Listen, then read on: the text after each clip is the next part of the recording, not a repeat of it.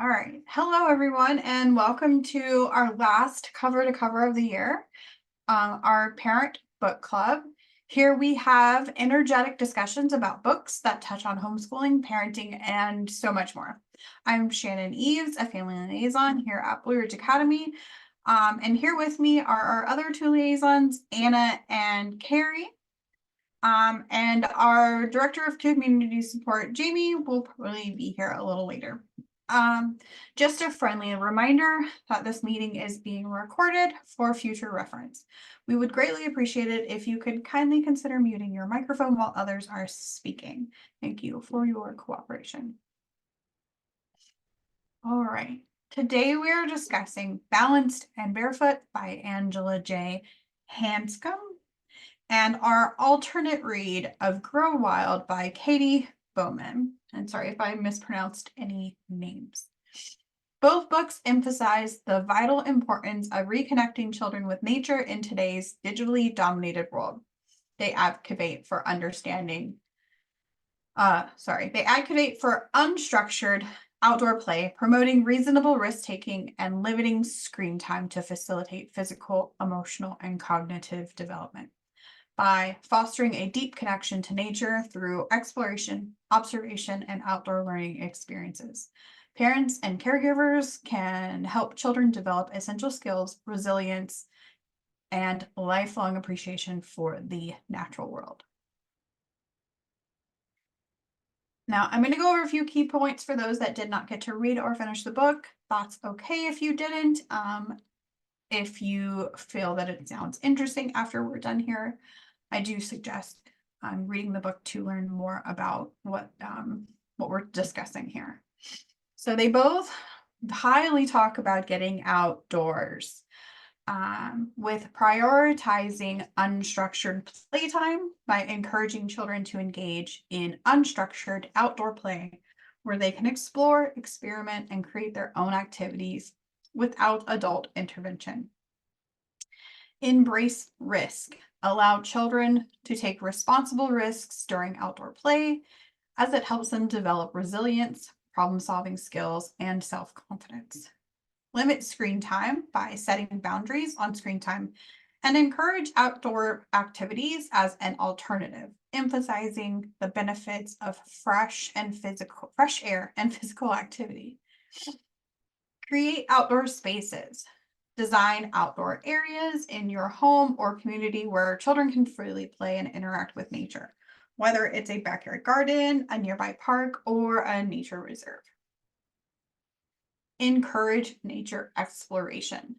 Facilitate opportunities for children to explore and connect with natural world through activities such as hiking, bird watching, gardening, or simple wildlife observation. Lead by example. Actively participate in outdoor activities with your children, demonstrating your own appreciation for nature and setting a positive example. Integrate outdoor learning. Use the outdoors as a classroom to teach your children about ecology, science, environmental stewardship, fostering a deeper understanding and appreciation for the natural world. Provide outdoor toys and tools. Equip children with toys and tools and equipment that encourages their outdoor exploration and creativity, such as shovels, buckets, magnifying glasses, binoculars, and nature journals. They both promote sensory experiences, encouraging children to engage their senses while outdoors, whether it's feeling different textures, listening to bird songs, smelling flowers, or tasting garden fresh fruits and vegetables. Also, they talk about celebrating outdoor traditions, establishing family traditions created around outdoor activities such as camping trips, nature scavenger hunts, or seasonal rituals like planting a garden or picking apples in the fall. By incorporating these strategies into daily routines and family activities, parents and caregivers can inspire children to develop a lifelong love for the outdoors while reaping the countless mental, physical, and emotional benefits of nature exploration. So that's a bit about what each book discusses and talks about.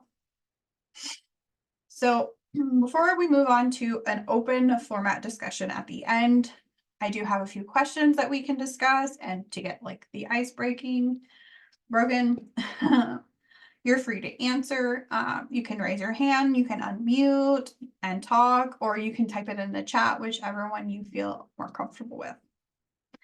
So, have these books influenced your perspective on the role of outdoor play in children's development? I'll go ahead and go first while you guys think about it, and then you can chime in. I've noticed that my children have been experiencing some discomfort, such as leg pain, which they do mention in the book in Barefoot and Balance. Even after spending like a short time outside, they'll start being like, "Oh, my legs hurt and I want to go in." So lately, to encourage them to spend more time outside, I've started including it in our routine that, every day we're going to go outside if it's even for a specific amount of time. Especially since the weather is finally like pleasant again. Yeah. Does anybody want to add or? It's funny that you mentioned that, Shannon, because my daughter says the same thing. We'll be like, go out for a walk or something. She goes, my legs hurt. I'm like, it's funny because we'll walk all over Disneyland and your legs don't hurt. But if we like intentionally go on a walk, your legs hurt. So all that to say, Disneyland is way more fun than just going out on a walk for some exercise. So, that just kind of incorporates play, how kids will play so much and never get tired. But if it's more structured, they're obviously getting tired. So that play is like super important. I think I recognize this in myself because I wouldn't say I'm like an outdoorsy kind of person. I love being out in the sun and I love sitting and absorbing it, but like outdoorsy hikes and stuff, I'm just not good at it. And for all the reasons that Balanced and Barefoot were saying, just the elements or the unknown, I didn't know, and bugs and all this other stuff. But what I did my best is finding friends who loved it and who were good at hiking. So I'm like, can we just like tag along with you? And that's how my kids actually got out. And they knew that I wasn't gifted in like wanting to hike and I wasn't an avid hiker. So they would just, at some point, they're like, you know what, we'll just take your kids. And they would take them on like these hikes with them. And my kids were like a little uncomfortable, but then they're like, okay, we know that when we're going with, this auntie that we're going to go on a hike, it's just, we're going to be outdoors. And they never complained, but it was just, again, something that I didn't feel confident in taking them on a hike. I just thought I was going to get lost myself. So I was trying to find people who had those giftings and had those passions and like, hey, can my kids tag along with that? And so just, I'm so glad that I had that because I know that there would have been a major deficiency just because it's just not one of my skill sets. Sorry, I'm looking, they called it in Grow Wild, an alloparent. Is that how you say it?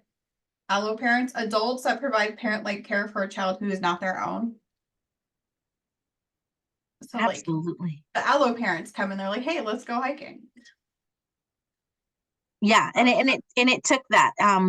My other aunt went camping every year and we never went because we were just like, camping, what do we do with that? And so when they were about 7 or 8, that's when we started going on an annual basis. And they learned how to ride their bikes at that camping site. They learned how to go fishing. They learned a lot of things on those annual trips. So, I mean, now it's 10 years later and our kids still enjoy going on that annual camping trip. And we're a lot better for it. And I just feel like that's something that they can look forward to. But yeah, they didn't know how to ride bikes. They didn't know how to do certain things like that until they went on their camping trip and they had the whole wilderness to kind of ride their bike along. So that was kind of neat. Sorry, hang on 1 second. There was some weird noise in my house. I'm so sorry. One of the perspectives that I got as well were the statistics regarding just how our physical education and even when we're talking about our PFT testing, you know, we do this, and how they're able to see throughout the years the kind of lack of muscle strength and mass that our students are able to have, even doing a pull-up or two.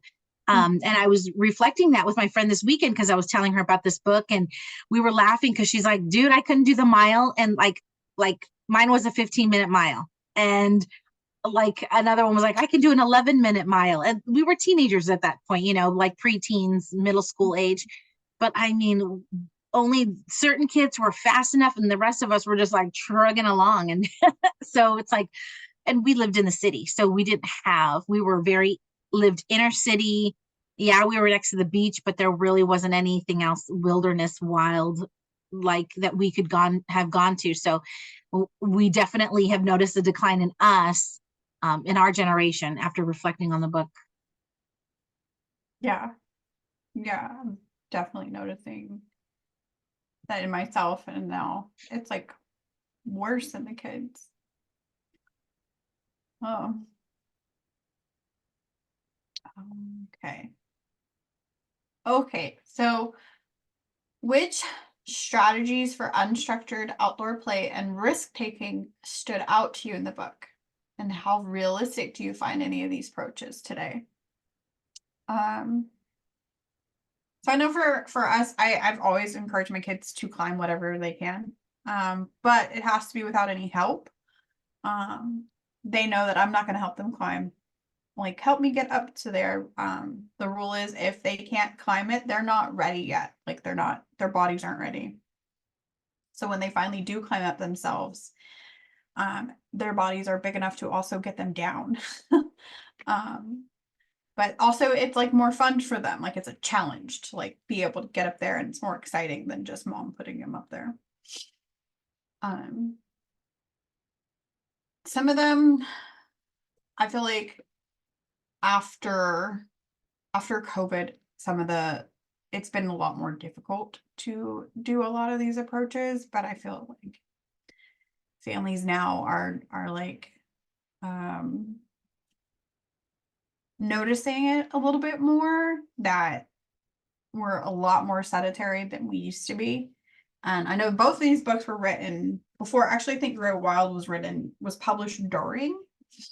And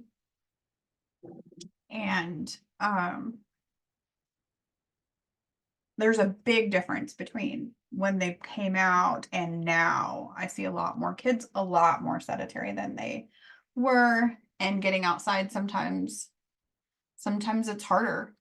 And especially like we all live in California, the weather out here it can be awful. It can be awful hot and awful cold. I know for me, getting outside myself is difficult. So like the challenge of showing your kids to get outdoors, because I don't like not perfect weather. So definitely I'm looking to invest in next winter getting warmer clothing so I can get outside more.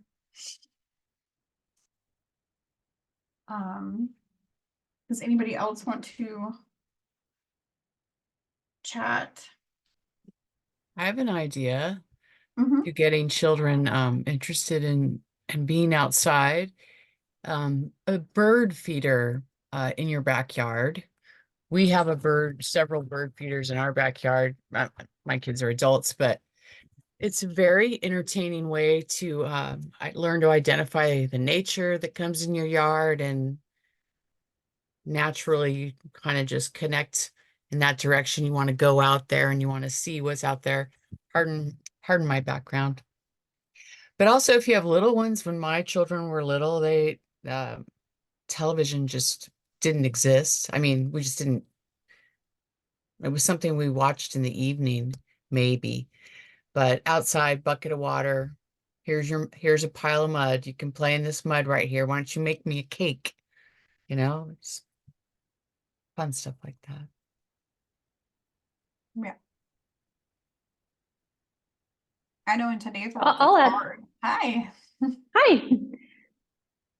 you can go ahead. Mhm. Oh, I was just saying, in today's world, it's really hard. I mean, screens are everywhere. Like, you go to a restaurant and there's a screen. You go, like, even at your table, there's a screen now. It's just, they're everywhere. It's really, sometimes it's hard to avoid. Go ahead. Oh, I was just gonna comment on what you had said earlier, Shannon, about when you do things with your kids,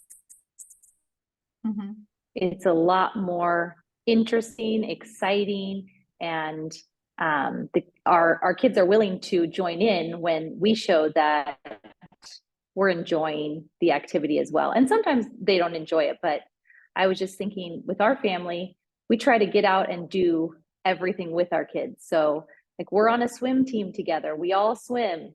When it rains, we swim. When it's cold, we swim. When it's hot, we swim. And when they see, oh, my parents are willing to do this, then they're like, okay, I'm willing to jump on board too. And then they enjoy it. I mean, I think it's funny because I have to work hard to get my kids to put on shoes.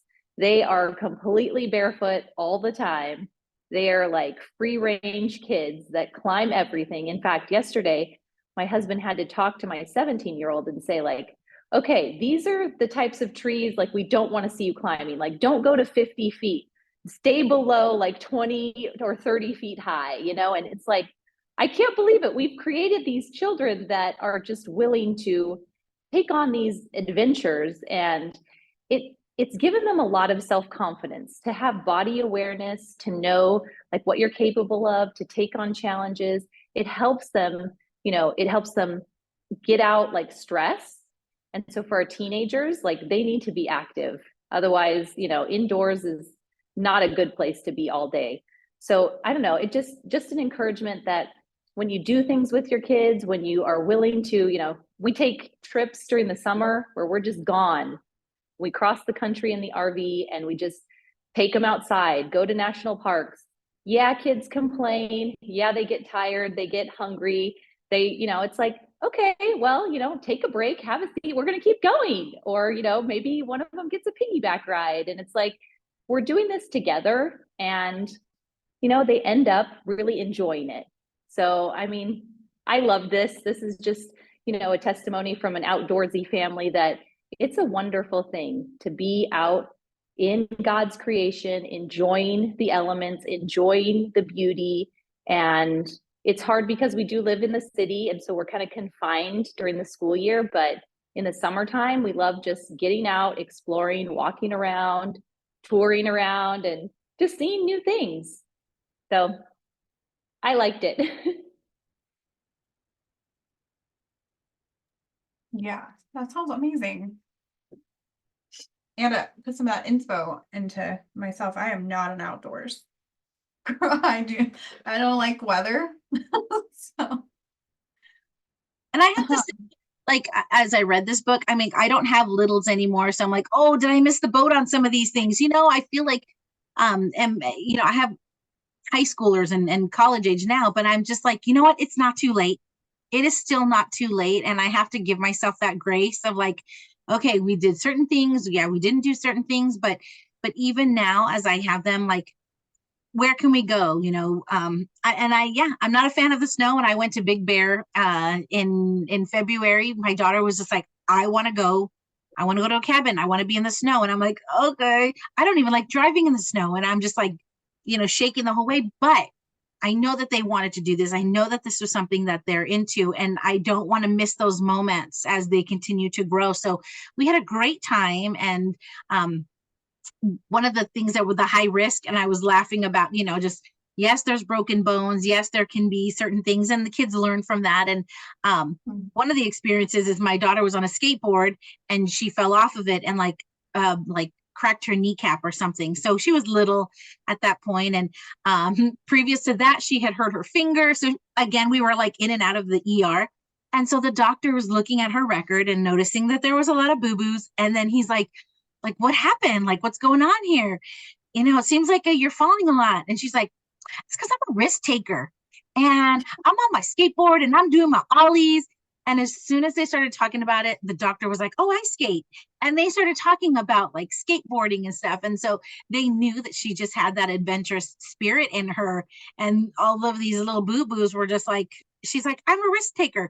My brother won't do it, but I will. So I have the opposite. I have one who's very conservative and doesn't want to like hurt his bones. He's never broken anything. And then I have another one who's just, just tries everything. And she may fall, she may hurt herself, but she's going to try it.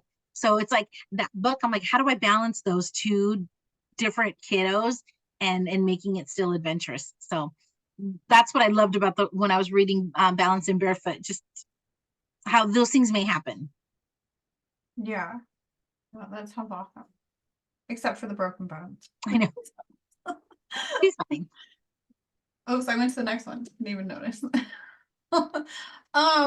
So okay, do you think the concept of nature deficit disorder is a prevalent issue and its potential effects on children? I do prefer the way Grow Wild approached this topic more than Barefoot and Balance. I think Barefoot and Balance is was very kind of, let me point out all ways that our children are deficient. And where Grow Wild was like, let me show you all ways you can get your kid out into nature and keep them from getting deficient. I feel like that was a little bit better of approach. Like I would recommend people to read Grow Wild first and then Balanced and Barefoot if they were still wanting more information. But like I said before, I also see that it is getting worse since the pandemic. But we're also seeing the consequences a lot faster now and quicker in a quicker timeline. And I feel like families are addressing this a little bit more faster too. They're like, oh no, my kid won't get outside for even 5 minutes now.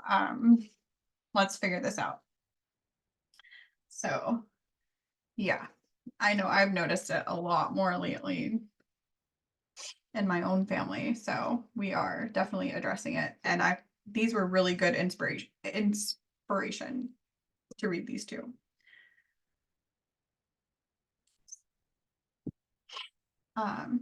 Is anybody else want to talk about do you think the concept of nature deficient disorder is a prevalent issue?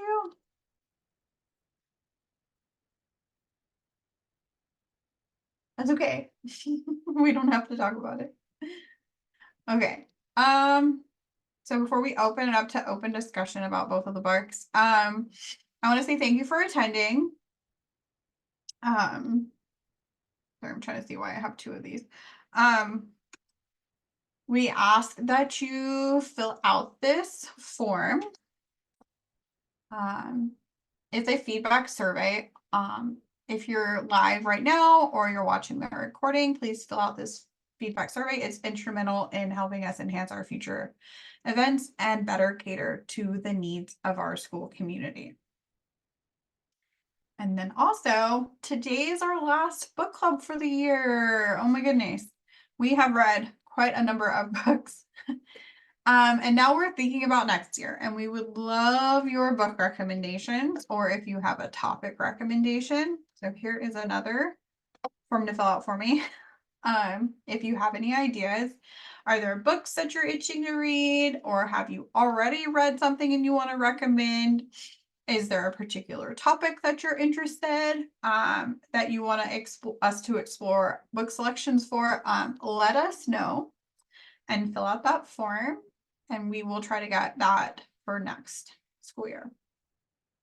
Okay, and now I'm going to open it up to open discussion. I am going to turn off the recording. I wanted to thank everybody for watching, and stay tuned for next year.